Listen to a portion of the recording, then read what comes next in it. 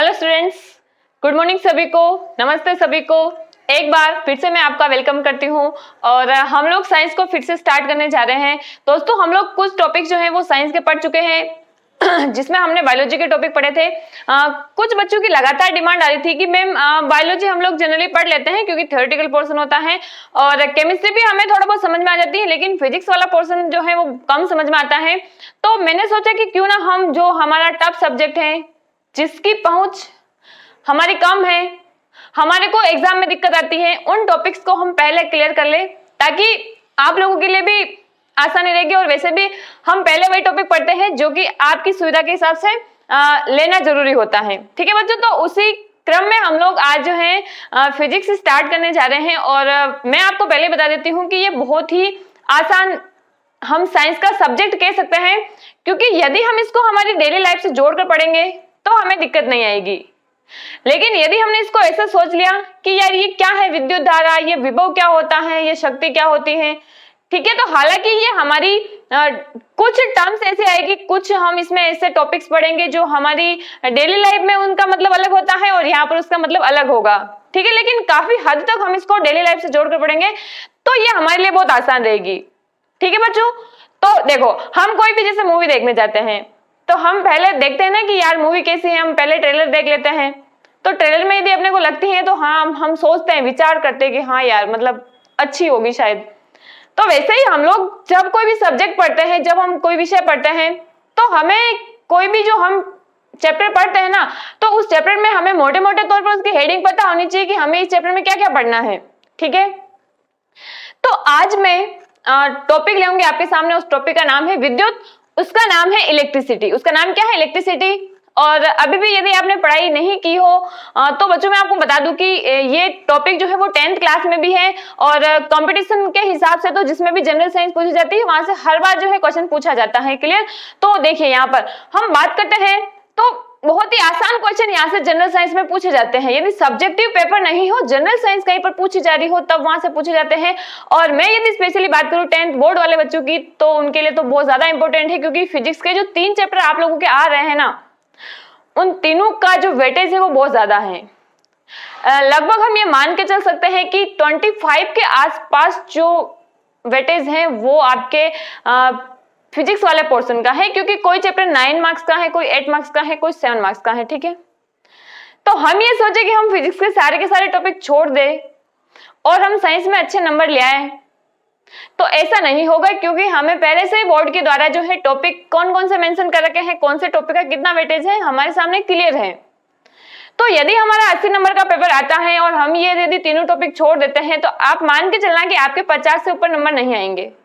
अगर टॉपिक को बिल्कुल छोड़ दिया तो आपके जो है नंबर बहुत कम आने वाले हैं और यहाँ पर छोटे छोटे न्यूमेरिकल्स भी आपसे पूछे जा सकते हैं। ठीक है, तो जिन बच्चों को अच्छे नंबर लाने हैं, जिनको मेरिट में आना है, उनको तो ये टॉपिक पढ़ना ही पड़ेगा।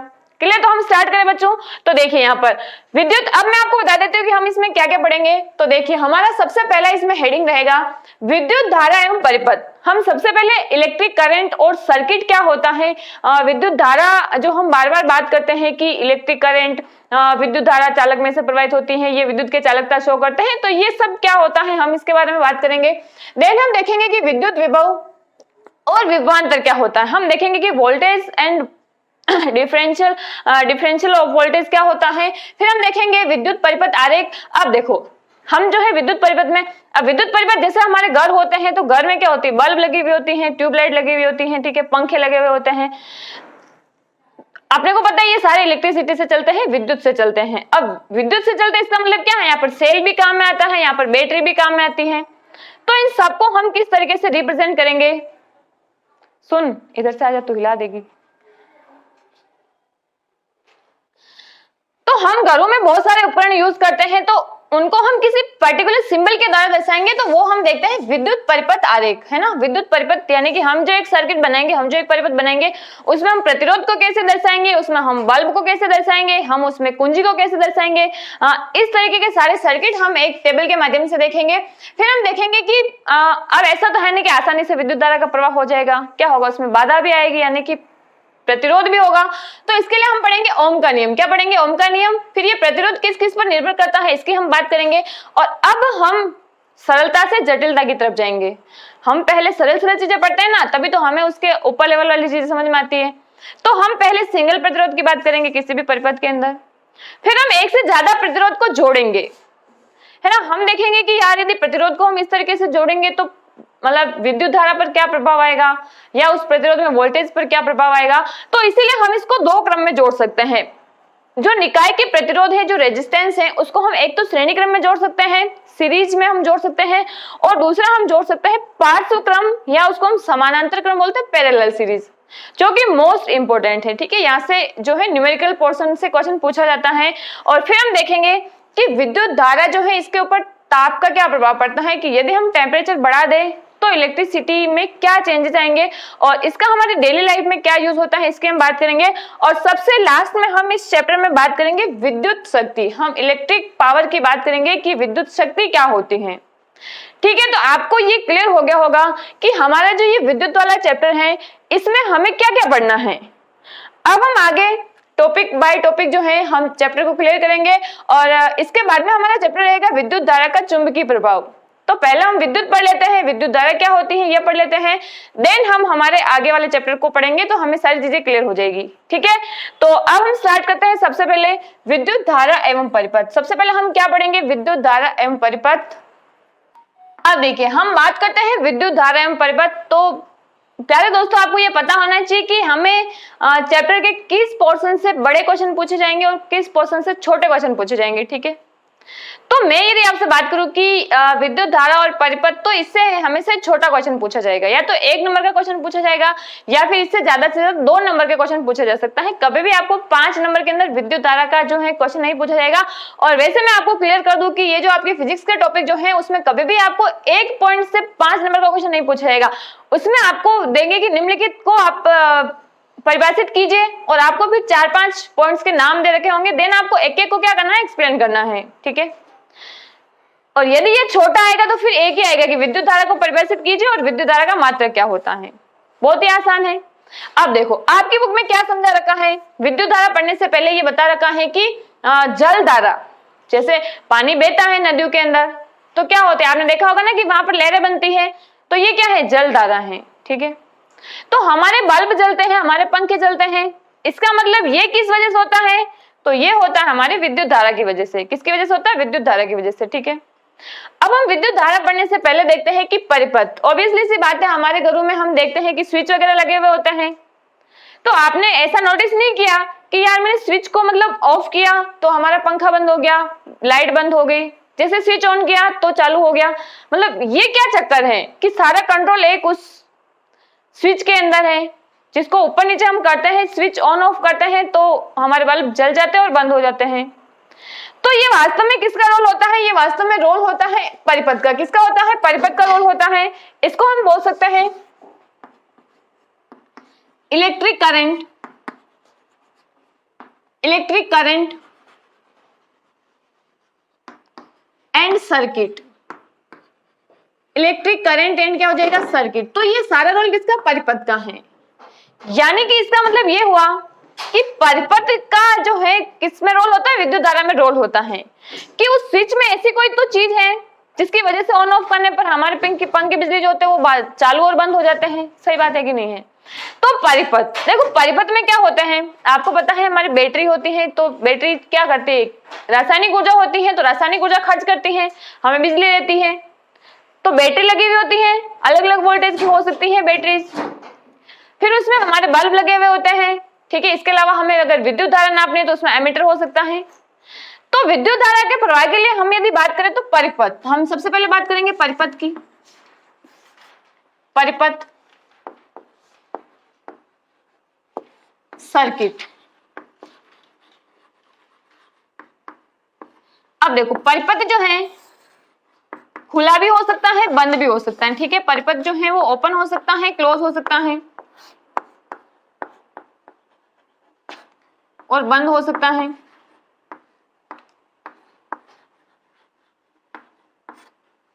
अब देखो खुला का मतलब यह है कि जब हमारा स्विच ऑफ रहता है ना, तो इसका मतलब जो वायर होते हैं ना दो, मतलब उसमें क्या होता है, वायर होते हैं, तो वायर क्या होते हैं, इस तरीके से मुड़े हुए होते हैं कि उसको अपन ऑन करते हैं तो वो चिपक जाते हैं, तो परिपथ पूरा हो जाता है, और हम ऑन करते हैं तो वो एक दूसरे से दूरी पर हो जाते हैं। इस वजह से क्या हो जाता है, हमारे बिजली और पंखे बंद हो जाते हैं। क्लियर, मतलब लाइट और पंखे क्या हो जाते हैं, बंद हो जाते हैं। अब देखिए यहाँ पर परिपथ खुला का मतलब ये है कि जैसे मैं एक बैटरी लगाऊं यहाँ पर,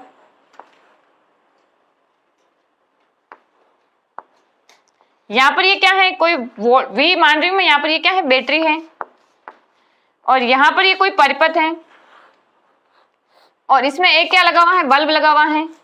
ये हम आगे जब पढ़ेंगे ना विद्युत परिपथ आरेख, तो आपको समझ में आ जाएगी। हम बैटरी को इस तरीके से शो करते हैं, हम बल्ब को इस तरीके से शो करेंगे, और यदि हमें परिपथ में क्या लगाना है, एमीटर, यदि धारा नापनी है तो हमें एमीटर लगाना पड़ेगा। इसके अलावा हम इसमें और भी जैसे कुंजी लगा सकते हैं, इसमें क्या लगा सकते हैं, कुंजी लगा सकते हैं, ये वाला।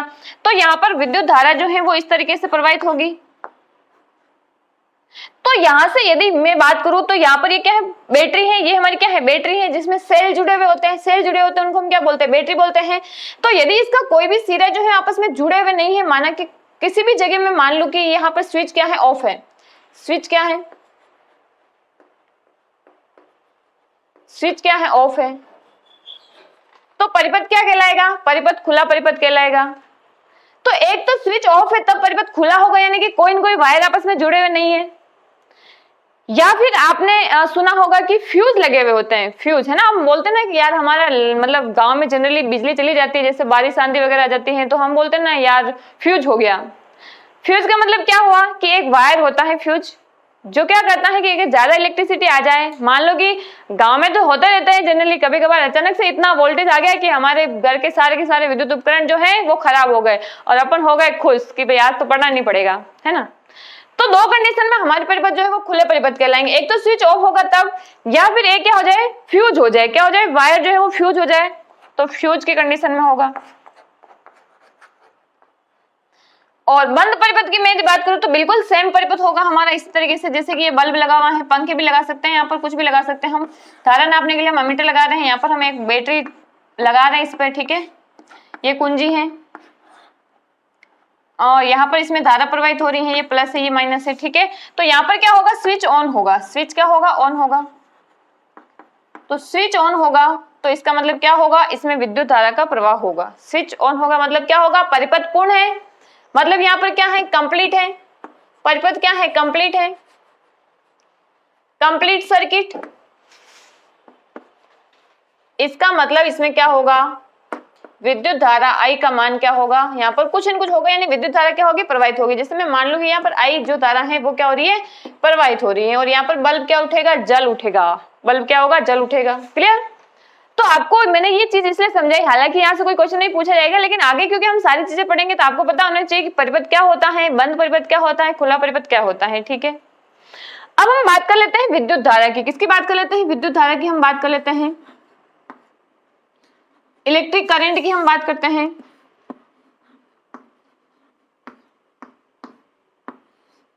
विद्युत धारा, इलेक्ट्रिक करंट,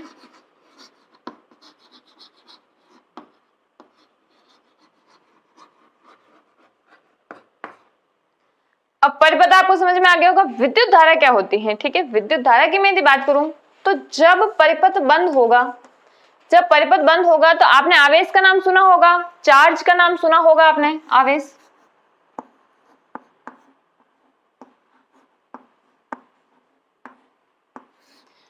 और यदि आपने आवेश का नाम सुना होगा तो फिर आपने ये भी सुना होगा कि आवेश दो टाइप के होते हैं, धन आवेश और ऋण आवेश।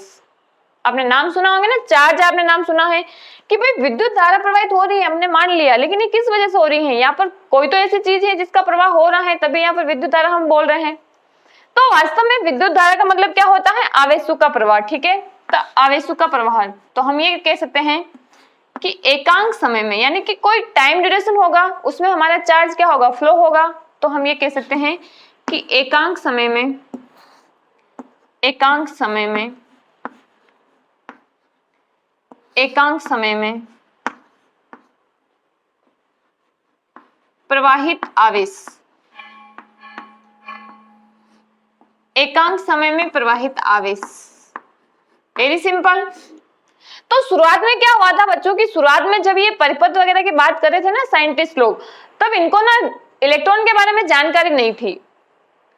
तो इन्होंने क्या माना कि धनावेश जिस दिशा में निकलेगा ना, जैसे ये धनावेश है तो ये धनावेश का प्रवाह जो होगा ना उसी दिशा में, इसने क्या मान लिया, इसने मान लिया कि धारा की दिशा भी क्या होती है, धनावेश के प्रवाह की दिशा होती है। लेकिन वास्तव में आपको पता है कि धनावेश का प्रवाह नहीं होता है। लेकिन जब उनको पता चला कि इलेक्ट्रॉन भी होता है चार्ज, तो फिर वास्तव में क्या होता है कि यहाँ से इलेक्ट्रॉन निकलेगा, ऋण टर्मिनल से इलेक्ट्रॉन निकलेगा, तो इलेक्ट्रॉन की विपरीत दिशा में क्या होता है, विद्युत धारा का क्या होता है, प्रवाह होता है। ठीक है, तो एकांक समय में प्रवाहित आवेश की क्या होती है, विद्युत धारा होती है। और चार्ज को हम दर्शाएंगे क्यू से। आगे हम चार्ज को किसे शो करेंगे दोस्तों, हम उसको क्यू से दर्शाएंगे। क्लियर।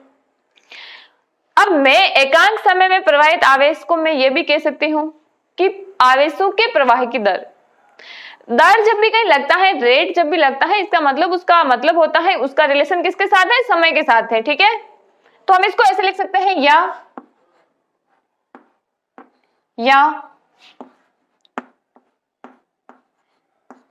आवेशों के प्रवाह की दर, आवेशों के प्रवाह की दर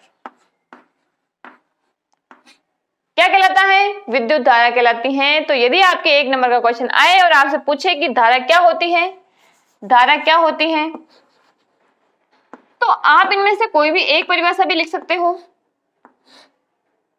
आप इनमें से ये वाली परिभाषा भी लिख सकते हो और आप इसमें से ये वाली परिभाषा भी लिख सकते हो। ठीक है, तो इसका मतलब हम ये लिख सकते हैं कि विद्युत धारा का सूत्र क्या बन जाएगा, इसको हम आई से दर्शाएंगे, विद्युत धारा को हम आई से दर्शाएंगे। क्लियर। और विद्युत धारा बराबर क्या हो जाएगा, आवेशों के प्रवाह की दर हो रही ना, तो आवेश प्रवाह की दर समय क्या कहाँ आता, नीचे आता है, इसको हम क्यू से लिखेंगे। ठीक है, और नीचे क्या आ जाएगा, एकांक समय में, यानी कि कितने समय तक कितना आवेश प्रवाहित हो रहा है। ठीक है, तो समय हो जाएगा। और हम यहाँ पर समय क्या मानेंगे, यहाँ पर समय हम मानेंगे टी। क्या मानेंगे हम, टी समय मानेंगे। क्लियर। तो विद्युत धारा I इज इक्वल टू क्या हो जाएगा, आवेश अपॉन समय, Q अपॉन क्या हो जाएगा, T हो जाएगा। ठीक बात है, समझ में आ गई। अब यदि आपको विद्युत धारा समझ में आ गई तो हम आगे विद्युत धारा का मात्रक निकाल सकते हैं। हम आवेश का मात्रक देखेंगे। ठीक है, हम धारा को किससे नापेंगे इसके हम बात करेंगे। क्लियर। और हम धारा को नापने के लिए जिस यंत्र का उपयोग करेंगे, जिस इंस्ट्रूमेंट का हम यूज करेंगे, उसको हम परिपथ में किस क्रम में जोड़ेंगे, ये भी हम बात करेंगे आज ही के वीडियो में। ठीक है, तो यहाँ तक समझ में आ गया कि आप लोगों को, यदि बच्चों वीडियो अच्छा लग रहा हो तो मुझे कमेंट करके जरूर बताएं। ठीक है, क्योंकि यहाँ पर मैं वीडियो अपलोड करती हूँ तो पता नहीं चलता कि आपको समझ में आ रहा कि नहीं आ रहा है। क्लियर। तो आप लोग मुझे बताएं कि आपको समझ में आ रहा है कि नहीं आ रहा है। तो विद्युत धारा समझ में आ गई होगी। अब हम इसी के आगे बात करेंगे कि विद्युत धारा का मात्रक क्या होता है। ठीक है, इसके अलावा विद्युत धारा को किससे नापते हैं, उसको किस क्रम में जोड़ते हैं, इन सब की हम बात करने वाले हैं। तो अब हम बात कर लेते हैं। देखो, हमने यहाँ पर पढ़ा था विद्युत धारा I इज इक्वल टू आवेश अपॉन समय, आवेश अपॉन समय।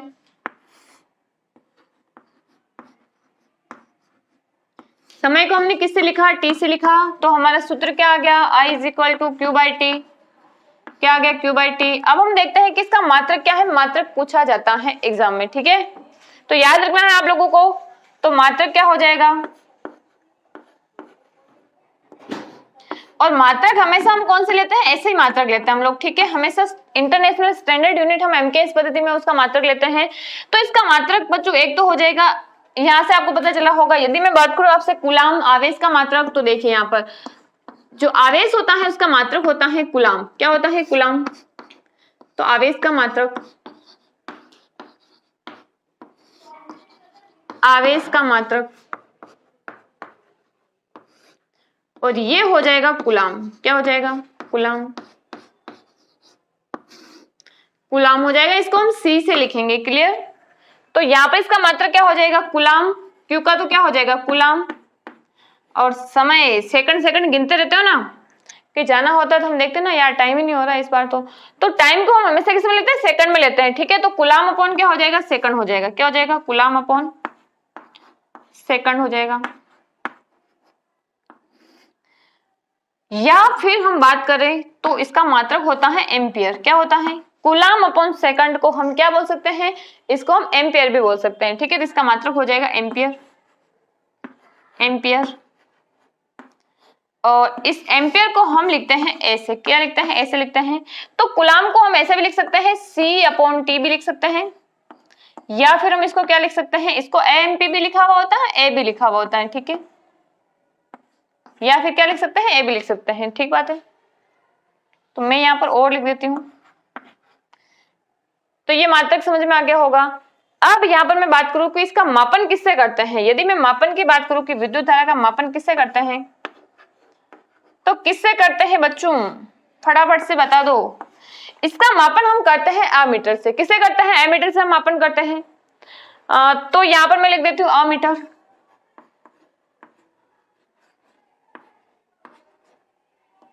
अमीटर से करते हैं। ठीक है, परिपथ में कितनी धारा प्रवाहित हो रही है ना, जैसे हमें यदि पता करना है कि हम जो सर्किट हमने बनाया है उसमें कितनी धारा प्रवाहित हो रही है, यानी कि 0.2 एम्पियर हो रही है, या फिर 0.3 हो रही है, या फिर 5 एम्पियर हो रही है, तो इसका पता हमें किससे लगता है? हमारे परिपथ में लगा हुआ होता है अमीटर। ठीक है, तो एमीटर से हम विद्युत धारा का पता लगाते हैं। इसके अलावा एक और भी होता है गैल्वेनोमीटर, जो कि धारा है या नहीं है इसकी बात करता है। तो हमें सिर्फ ये याद रखना है कि अमीटर विद्युत धारा का मापन करता है।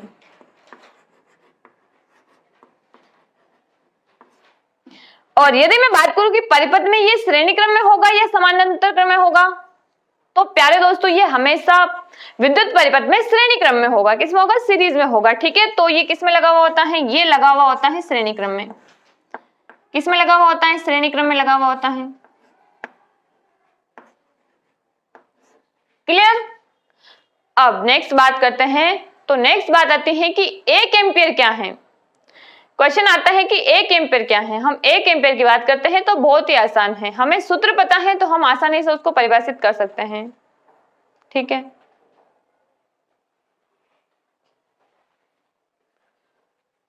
अब हम बात करते हैं, ये मात्रक सारे समझ में आ गए होंगे आप लोगों को।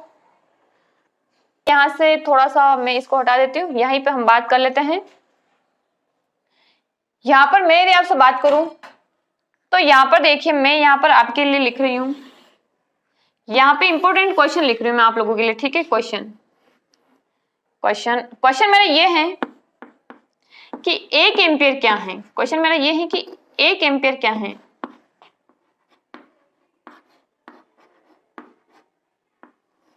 एक एम्पियर क्या है?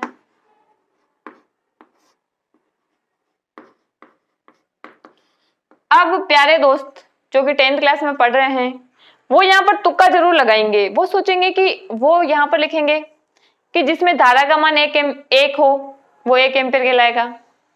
मतलब बहुत सारे एक्सपर्ट्स हैं 10th क्लास के जो अलग अलग तरीके से इसको क्या करेंगे? परिभाषित करेंगे, लेकिन बहुत आसान है, इतना ज्यादा कोई दिमाग लगाने वाली बात नहीं है इसमें। देखिए हमारा सूत्र क्या निकला? हमारा सूत्र निकला I is equal to Q by T. यही सूत्र है ना, I is equal to Q by T. तो यदि आप मुझे बताएंगे कि यहाँ पर यदि आवेश का मान कितना हो, 1 कूलाम हो, समय 1 सेकंड हो, तो मैंने कूलाम और सेकंड को क्या बोला था? एम्पियर बोला कि नहीं बोला? बोला कि नहीं बोला? बोला था ना, अभी बताया था मैंने कि कूलाम अपॉन सेकंड इसका मात्रक होता है। तो हम ऐसा बोल सकते हैं कि यदि किसी परिपथ में या फिर चालक तार में हमेशा बच्चों विद्युत धारा जो है वो किसी चालक में ही प्रवाहित होगी। जो इंसुलेटर होगा, जो कुचालक होगा, उसमें से धारा प्रवाहित नहीं होगी। जैसे हम लकड़ी की बात करें, हम प्लास्टिक की बात करते हैं। ठीक है, तो यहाँ पर 1 एम्पियर बहुत ही आसान है कि यदि किसी चालक तार में से या यदि किसी परिपथ में से 1 कूलाम आवेश 1 सेकंड तक प्रवाहित हो तो उसको हम क्या बोलते हैं? 1 एम्पियर बोलते हैं। तो बहुत आसान है कि नहीं है? बहुत आसान है। ठीक है, हम इसको लिख देते हैं कि यदि किसी परिपथ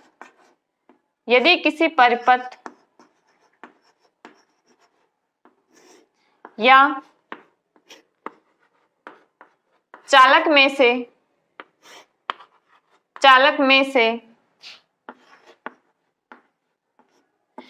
1 कूलाम आवेश 1 सेकंड तक प्रवाहित हो, 1 सेकंड तक, 1 सेकंड तक प्रवाहित हो तब धारा 1 एम्पियर होगी। तब धारा कितनी होगी? 1 एम्पियर होगी। आसान है कि नहीं? ये बहुत आसान है, ठीक है। तब धारा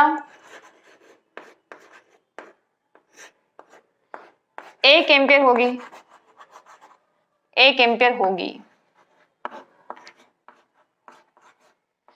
तो प्यारे दोस्तों, यहाँ पर हमारा जो पहला टॉपिक हमारा जो मतलब चैप्टर है विद्युत, उसमें हमने पहला टॉपिक पढ़ा विद्युत धारा एवं परिपथ, वो कंप्लीट होता है। आई थिंक आपको समझ में आ गया होगा। हमने पढ़ा विद्युत धारा क्या होती है, हमने देखा परिपथ खुला किस प्रकार से होता है, बंद किस प्रकार से होता है, ठीक है।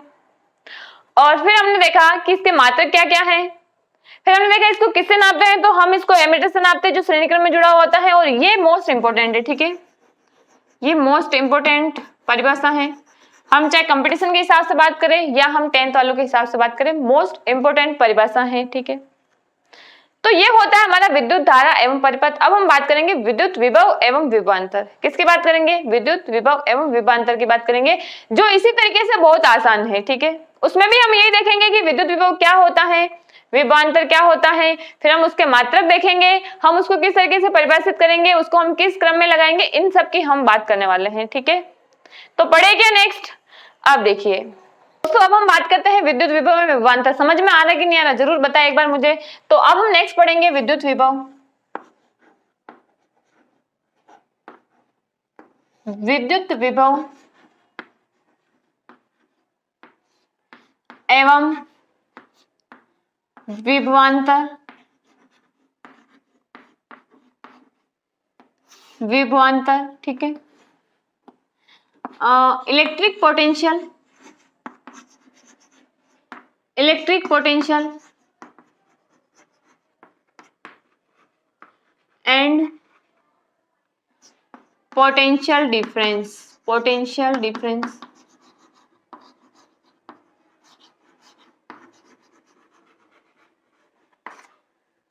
देखिए, यदि मैं बात करूं कि विद्युत विभव क्या होता है, विभवांतर क्या होता है, तो हम जो बैटरी लगाते हैं ना, जैसे मैंने आपको परिपथ में बताया कि ये इतने वोल्टेज की, जैसे हमने बोला कि ये 500 वोल्ट की बैटरी है ना, तो बैटरी के क्या होंगे? सिरे होंगे, टर्मिनल होंगे, पॉजिटिव और नेगेटिव, वो किसी परिपथ से जुड़े हुए होंगे। तो जब हम किसी परिपथ में कोई बैटरी जोड़कर उसके दो बिंदु के मध्य हम क्या निकाले? विभव का अंतर निकाले, तो वो क्या होता है बच्चों? विभवांतर होता है। क्या होता है? विभवांतर होता है, ठीक है। और दूसरी में यदि बात करूं विद्युत विभव की, तो ये विभवांतर का ही दूसरा रूप है। विद्युत विभव क्या होता है कि जब हम किसी भी आवेश को एक स्थान से दूसरे स्थान तक लाते हैं, तो हम जो कार्य करते हैं ना, उसको हम क्या बोलते हैं? विद्युत विभव बोलते हैं। उसको हम क्या बोलते हैं? विद्युत विभव बोलते हैं, ठीक है। समझ में आ गई बात? अब विद्युत विभव जो है ना, या विभवांतर की मैं बात करूं, तो ये खुले परिपथ में भी होगा और बंद परिपथ में भी होगा, ठीक है। लेकिन विद्युत धारा केवल और केवल तब प्रवाहित होगी जब क्या होगा? परिपथ बंद होगा, तभी हमें धारा का मान कुछ मिलेगा, अदरवाइज नहीं मिलेगा। लेकिन विभवांतर की मैं पोटेंशियल डिफरेंस की बात करूं, तो ये खुले और बंद दोनों प्रकार के परिपथ में कुछ न कुछ इसका मान जरूर होता है, ठीक है। तो देखिए, सबसे पहले हम बात करते हैं विद्युत विभव की। विद्युत विभव, और आपको पता ही होगा चार्ज इलेक्ट्रॉन और प्रोटॉन होते हैं, दोनों का मान जो है वो कितना होता है? 1.6 × 10⁻⁻19 कूलम होता है। इसके लिए हम माइनस लगा देते हैं, इसके लिए इतना ही मान किस में होता है? प्लस में होता है, 1.6 × 10⁻⁻19 कूलम के लिए। अब देखिए, हम बात करते हैं विद्युत विभव की, इलेक्ट्रिक पोटेंशियल की। इलेक्ट्रिक पोटेंशियल, तो क्या होता है इलेक्ट्रिक पोटेंशियल? देखिए, बहुत आसान है। मैंने क्या बोला कि जब हम एकांक धनावेश को अनंत से किसी विद्युत क्षेत्र में लाते हैं, तो लाने में जो किया गया कार्य है वो क्या होता है? वो होता है विद्युत विभव। जैसे माना कि हमारा कोई चार्ज है, तो इस चार्ज के चारों तरफ क्या होगा? इसका विद्युत क्षेत्र होगा कि नहीं होगा? इसका इलेक्ट्रिक फील्ड होगा कि नहीं? माना कि इसका विद्युत क्षेत्र यहाँ तक है।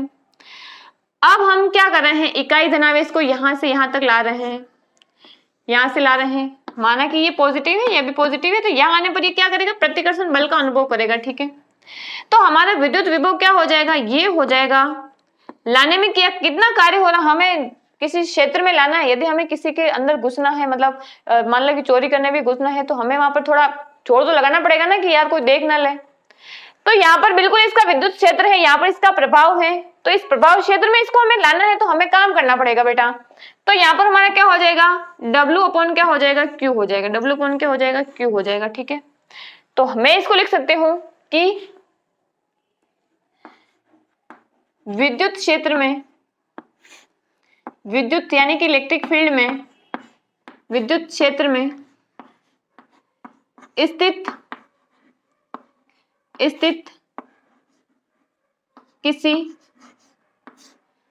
किसी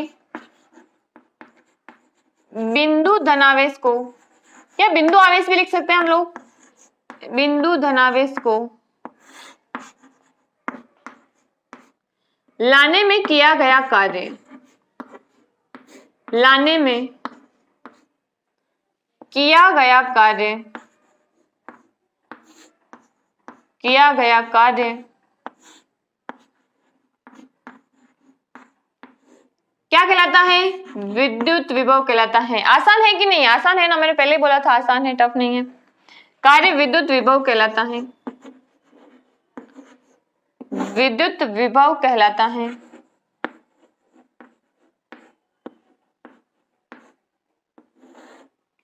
विद्युत विभव कहलाता है। तो हम लिख सकते हैं कि विद्युत विभव या विभवांतर दोनों का ही सूत्र सेम ही आएगा, परिभाषा में थोड़ा सा अंतर है। ठीक है, विद्युत विभव और विभवांतर,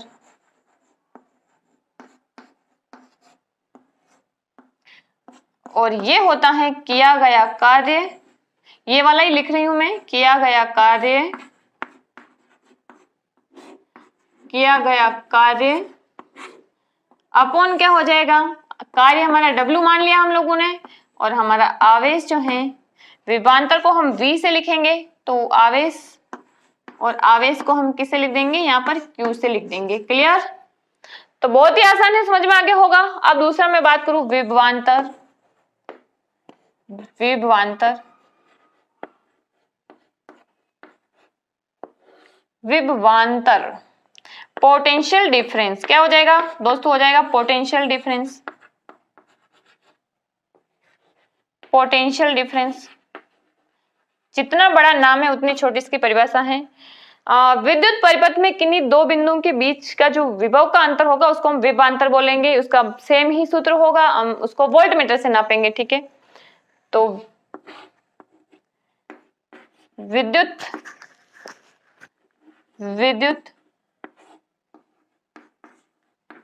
परिपथ में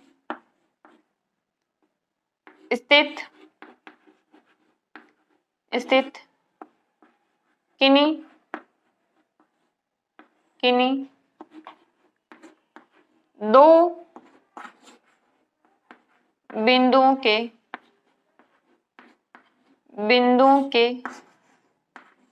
बिंदुओं के बीच विभव का अंतर क्या हो जाएगा, विभव का अंतर जो है वो क्या कहलाएगा, पोटेंशियल डिफरेंस कहलाएगा, विभवांतर कहलाएगा। ठीक है, विभव का अंतर,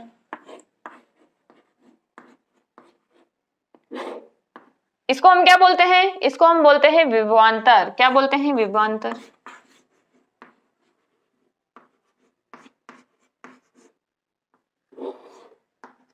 इसको हम क्या बोलते हैं, इसको हम विभवांतर बोलते हैं। क्लियर बच्चों? अब हम देखते हैं कि हम विभवांतर को किस में नापेंगे। जैसे हमने देखा था ना 1 एम्पीयर क्या होता है, अब आपको समझ में आ गया होगा कि यदि हमें 1 वोल्ट परिभाषित करना है, यदि कि विभव का मान हमें 1 वोल्ट लाना है, तो हमारे पास किसका मान क्या क्या होना चाहिए, इसको आप आसानी से परिभाषित कर सकते हैं यदि आपको 1 एम्पीयर समझ में आ गया हो तब। फिर हम देखेंगे कि वोल्ट विभवांतर को हम किससे नापते हैं और फिर हम उसको किस क्रम में जोड़ते हैं, हम उसकी बात करेंगे। देन हम सर्किट्स की बात करेंगे कि हम बल्ब को कैसे परिभाषित करेंगे, हम प्रतिरोध को कैसे दर्शाएंगे, हम कुंजी को कैसे दर्शाएंगे। ठीक है, इन सब की बात हम करने वाले हैं। अब देखिए विद्युत विभव को मैं यदि बात करूं तो आपको पता है विद्युत विभव पूरा लिख देती हूं, वरना बच्चे आधा ही लिखेंगे एग्जाम में भी। विद्युत विभव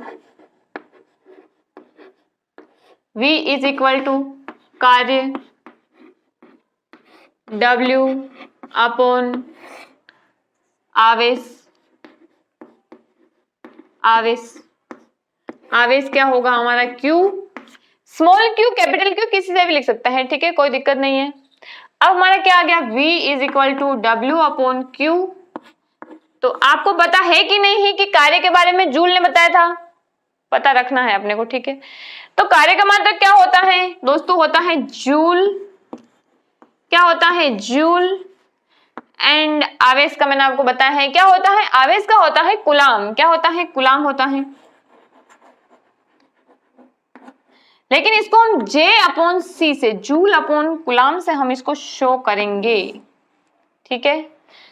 तो एक तो इसका मात्रक हो गया, क्या हो गया, जूल अपॉन कुलाम, जूल अपॉन कुलाम। और या फिर इसको हम क्या बोल सकते हैं, जूल अपॉन कुलाम, जैसे हमने वहां पर बोला था ना कुलाम अपॉन टाइम जो है वो एम्पियर के इक्वल होता है, वैसे ही यहाँ पर जो जूल अपॉन कुलाम है ये क्या होता है, वोल्ट होता है, क्या होता है, वोल्ट होता है, क्या होता है बच्चों, वोल्ट होता है, ठीक है। मापन की मैं बात करूं कि हम वोल्टेज को या फिर हम विद्युत विभव को किससे नापेंगे, तो जैसे हमने धारा का मापन किससे किया, जैसे हमने धारा का मापन एमीटर से किया, वैसे ही हम विद्युत विभव का मापन करेंगे वोल्ट मीटर से। किससे करेंगे, वोल्ट मीटर से। आसान है, इसके नाम पर ही इसके इंस्ट्रूमेंट का नाम है, तो मापन हम करेंगे वोल्ट मीटर से।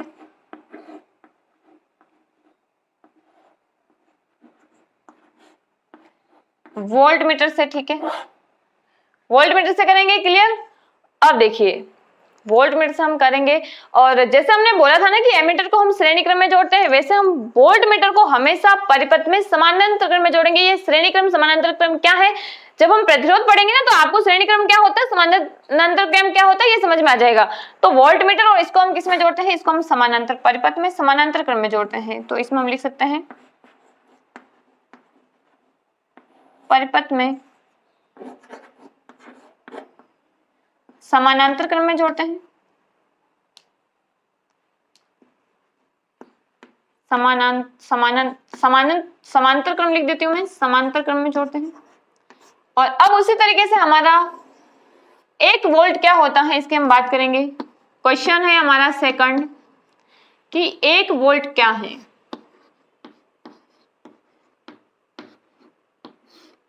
1 वोल्ट की मैं बात करूं तो आप लोगों को पता है कि V is equal to W upon Q, और ये होता है जूल अपॉन कुलाम।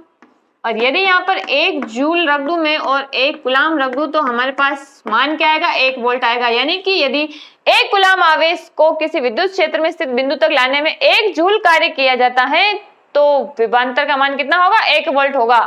तो हम लिख सकते हैं कि 1 कुलाम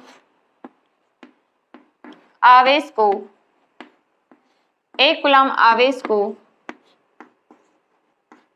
विद्युत क्षेत्र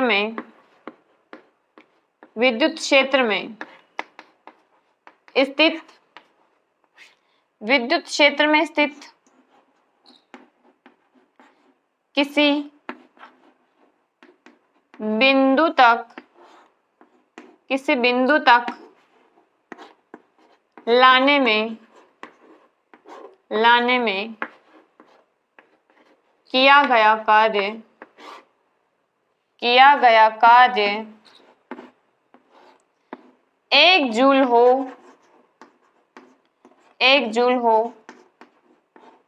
तो विभवांतर 1 वोल्ट कहलाता है। क्या कहलाता है, 1 वोल्ट कहलाता है। 1 वोल्ट कहलाता है। ठीक बात है बच्चों, समझ में आ गया होगा। तो हमने हमारे विद्युत वाले चैप्टर के 2 हम सब हेडिंग कह सकते हैं, जिसमें हमने पहला पढ़ा विद्युत धारा और परिपथ, और दूसरा हमने देखा विद्युत विभव एवं विभवांतर। अब हम आगे वाला जो पढ़ेंगे टॉपिक वो है विद्युत परिपथ आलेख, है ना। मतलब हम एक रिप्रेजेंटेशन देखेंगे कि हम विद्युत परिपथ में किस वस्तु को किसके द्वारा हम रिप्रेजेंट कर सकते हैं, ताकि हम ऐसे थोड़ी कि यार मतलब जैसे हमारे घरों में ट्यूबलाइट लगी हुई होती है, ट्यूबलाइट की तो लंबाई होती है लगभग 1 मीटर के आसपास, 1 मीटर से भी ज्यादा हो सकती है। तो ऐसे थोड़ी कि यार हम कॉपी के अंदर उस 1 मीटर को दर्शाएंगे, नहीं दर्शाएंगे ना, ऑब्वियसली हमें उसको दर्शाने का कोई तरीका होगा हमारे पास, तो उसी को हम क्या बोलते हैं, विद्युत परिपथ आरेख बोलते हैं। ठीक है, तो मैं यहाँ पर टेबल बनाऊंगी और फिर मैं आपको समझाऊंगी, हालांकि वहां से कोई क्वेश्चन नहीं पूछा जाएगा, लेकिन पूछ ले तो हमारा सही हो जाए क्वेश्चन। ठीक है, परिपथ में हम किस चीज को किससे दर्शाएंगे इसकी मैं बात करूं तो हालांकि यहाँ से कोई क्वेश्चन नहीं पूछा जाएगा, लेकिन मैं बता देती हूँ एक बार कि सबसे पहले विद्युत सेल, आपको पता है सेल के 2 टर्मिनल होते हैं, पॉजिटिव और नेगेटिव। तो पॉजिटिव को हम बड़े से दर्शाते हैं, नेगेटिव को हम छोटे से दर्शाते हैं। फिर जब हम सेल को श्रेणी क्रम में जोड़ देते हैं ना, बहुत सारे देखो सेल को इस तरीके से जोड़ेंगे, श्रेणी क्रम संयोजन कहलाता है। तो plus minus plus minus plus minus plus minus इस तरीके से, तो सेल का श्रेणी क्रम संयोजन जो होता है वो बैटरी कहलाता है। ठीक है, फिर प्लग कुंजी, ये कुंजी है, इसके अंदर वो बिंदु नहीं दर्शा रखा, मतलब ये कुंजी लगी भी नहीं है, ओपन है। ठीक है, और यदि हम इसके अंदर इसको इस तरीके से दर्शाएंगे तो ये बंद कुंजी को बताती है, यानी कि परिपथ कौन है। तार संधि, यदि हम एक वायर से किसी और वायर को जोड़ रहे हैं तो ये क्या है, जॉइंट है, तार संधि कहलाती है। लेकिन बिना संधि के हम क्या करें, एक वायर से दूसरे वायर को गुजार रहे, जैसे हम बहुत बार देखते हैं ना, तो वो क्या कहलाएगा, वो तार क्रॉसिंग कहलाएगी, जिसमें हम जॉइंट नहीं बनाते हैं, एक तार है उसके वहीं से टच करता हुआ कोई तार निकाल देते हैं। क्लियर। फिर है विद्युत बल्ब, तो आपको पता है कि बल्ब, छोटा सा बल्ब, इसको हम इस तरीके से दर्शा सकते हैं, इस तरीके से हम इस तरीके से भी दर्शा सकते हैं। ठीक है, प्रतिरोधक, प्रतिरोधक तो हम इस तरीके से दर्शाएंगे,